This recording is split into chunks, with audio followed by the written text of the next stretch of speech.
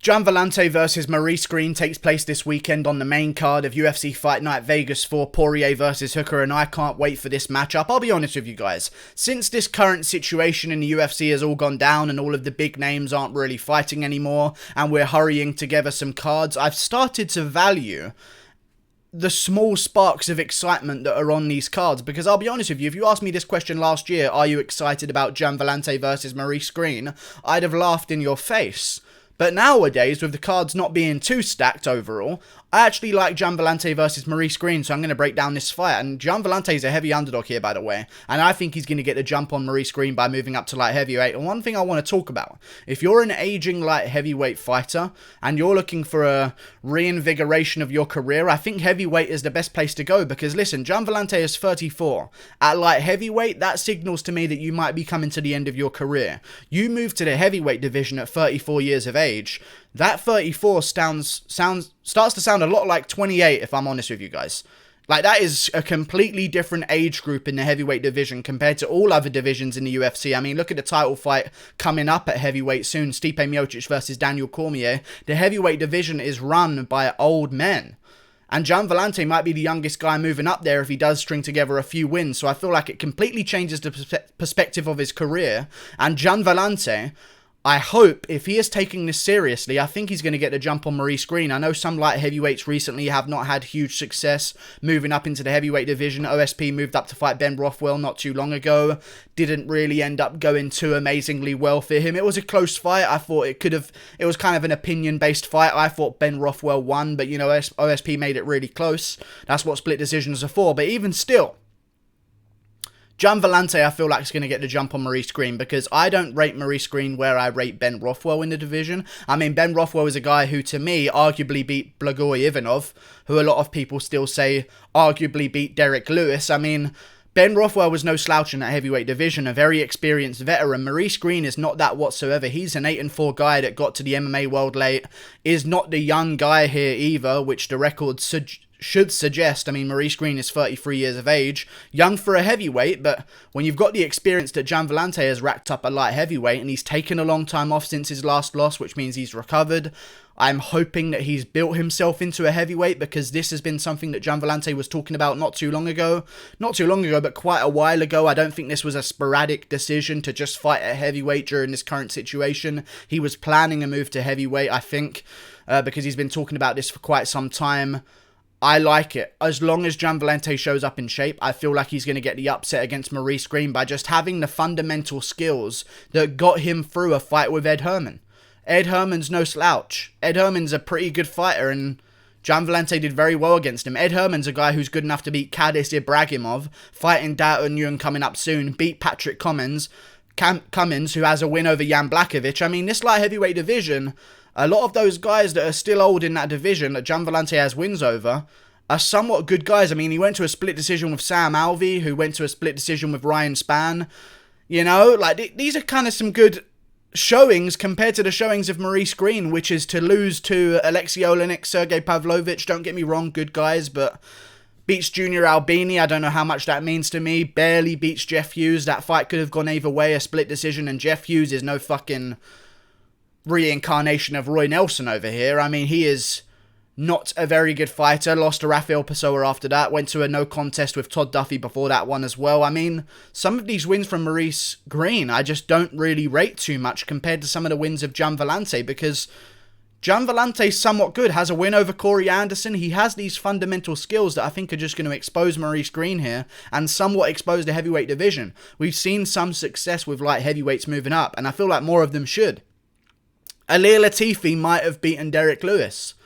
I know Derek Lewis is kind of a good matchup and probably the best guy that you'd want to call out, because he does have that one punch, but you're kind of hedging your bets that he's not going to land it and you're going to win the entire fight until then, because that's typically what happens in Derek Lewis fights. But still, Alir Latifi could have beaten Derek Lewis. I think Gian Villante's got the skills enough to get him through a fight with Maurice Greene, and I don't know why the odds favour Maurice Greene so much. It makes no sense to me. It makes zero sense. I think Gian Villante's going to beat Maurice Greene. I think he's going to beat him pretty badly. I like Maurice Greene, but I haven't seen anything that makes me seem that he is some savage. I mean, Juan Espino knocked out Maurice Greene on The Ultimate Fighter, and Juan Espino's a wrestler who doesn't really know a thing or two about striking, and even he was able to KO Maurice Greene. I just feel like Gian Villante is going to get it done. I think this is a great matchup for him. And listen, as much as people won't be interested coming into this fight, once this fight is over, I'm sure you will thank that the fight has happened, because we need some hype outside the rankings in a heavyweight division. We've got a ton of guys coming up, including Rodrigo Nascimento Ferreira, Chase Sherman, Greg Hardy. There's a lot of good names on the rise outside the top 15 at heavyweight right now. We've got Felipe Lins versus Tanner Boser coming up soon. Cyril Gane is on the rise at heavyweight as well. We need big names outside the top 25, and if Gian Villante gets the jump on Maurice Greene, which I think he will. I think he's just going to take him down and just show him what skill is all about, because I believe in the fact that as we go down in divisions, to a certain extent, of course, people do get technically better. I'm going to bet on that coming into this fight. I'm also going to bet on the fact that Gian Villante has taken a long time out and spoken about moving to heavyweight. One thing I don't want to see here, though, is Gian Villante come in like a fat fuck. That is a real possibility, because you might know Gian Villante, and Gian Villante's had some good performances in his career, but you may know him from just being in Embeddeds now and again. He's in Weidman's Embedded episodes.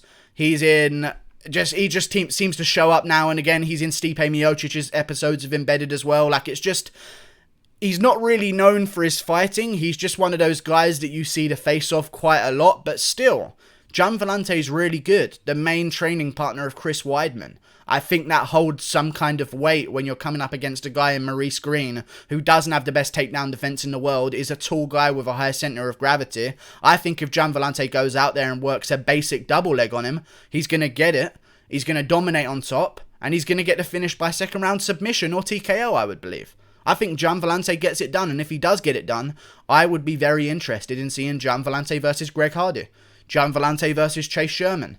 Let's have some fun in this heavyweight division. Gian Villante versus the winner of Justin Tafa and his next opponent. Gian Villante versus the winner of Tai Tuivasa and his next opponent. There's a lot of names in the heavyweight division that I would love to see Gian Villante matched up with. I think he's going to get the jump on Maurice Greene, because I've just not been impressed by Maurice Greene too much. Even though Gian Villante is at a massive reach disadvantage, I think he just has the fundamental skills that some heavyweights don't have to have, and the light heavyweights do have to have those skills, because it's an absolute murderer's row at light heavyweight sometimes. You know? I think Gian Villante's been through more, he's got better experience, he's got a better resume, he's a better fighter in general, and I think he's going to get the win over Maurice Greene. I like Maurice Greene, don't get me wrong. And if he does win, I wouldn't mind seeing him versus Greg Hardy. Either way around, there's a good fight to come out of this one, whoever wins. I just think that Maurice Greene's going to get shown. And here's another thing about Maurice Greene that I need to mention. He's out and about with John Jones playing vigilante this whole time. During the entire thing that's going on right now with the protests, Maurice Greene is just out and about helping John Jones clean up the city. Get in the gym, drill your fucking takedown defense, because Gian Villante's about to fucking beat you. I don't understand, and honestly, I'm surprised that Maurice Greene is still on this card after the test, because he's been out and about in the streets, shaking hands with people, talking with people in massive groups, so I'm surprised that him of all people have not tested positive for some kind of sneezing situation that would put him off the card. I'm trying not to say the name of it to avoid getting demonetized. I think Maurice Greene's going to lose. And I think Gian Villante's going to pull this one off, and I'm looking forward to it, and I'm looking forward to see what Gian Villante does next after this. He's an entertaining guy, and I think if he's really focused and doesn't just show up like a fat shit, and just comes in looking like a monster, and looks in decent enough shape, I think he can make a bit of a run at heavyweight. They're not that good once you get past the top 15, in all honesty, and I think Gian Villante could beat a lot of guys in that division. Goodbye. Thank you for watching. Like and subscribe. Click that button there. And that's about it. I like this matchup. I like Gian Villante, to be honest with you. I really do like Gian Villante. And I think he's going to get it done. He's a bit of an underdog, and that really did shock me massively. I'm so confused by that. I think they're just seeing Maurice Greene as this tall guy and Gian Villante as this smaller guy, when in reality you should be seeing Maurice Greene as a guy who's 8-4, that lost to Jeff Hughes, that basically lost to Jeff Hughes the second time as well, who's not a great fighter whatsoever, that's had some questionable wins in his career as well. Even against Junior Albini, he didn't look amazing, even though he got a TKO in the first round. This Junior Albini, do it without getting hit once, please. That's the requirement. I just think that Gian Villante is going to get it done with the basics. Thank you for watching, and I'll repeat the outro because that's going to be gone by now, and I've just looked over there for no reason. Thank you for watching. Like and subscribe. Click that button there. Gian Villante's in my parlay, and Gian Villante is going to get the win by second round finish. Goodbye.